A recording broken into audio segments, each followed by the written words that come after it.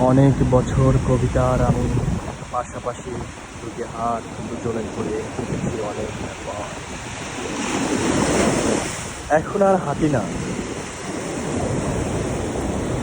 কবিতা কবিতার মতো চলে, আমি আমার মতো।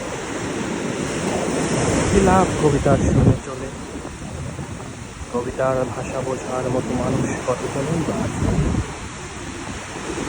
যে কবিতা মানুষের মনকে জাগ্রত করতে পারে না, এমন কবিতা আর আমি লিখতে চাই না।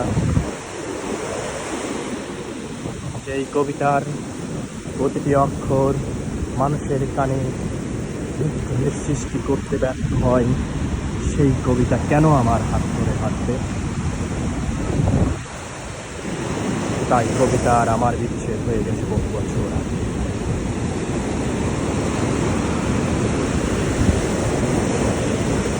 যেখানে আমি দেখেছি অন্যায়, সেখানেই আমার কলম গর্জে উঠে কবিতার হাত ধরেছে। কিন্তু আজ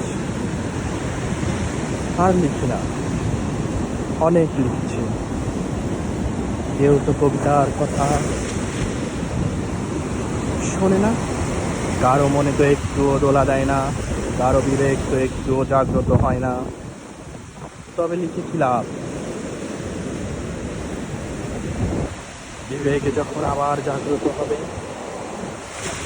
বিবেক যখন আবার ফিরে আসবে,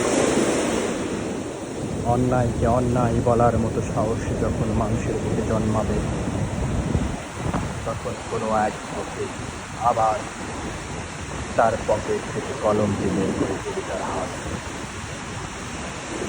আমি আর লিখব না।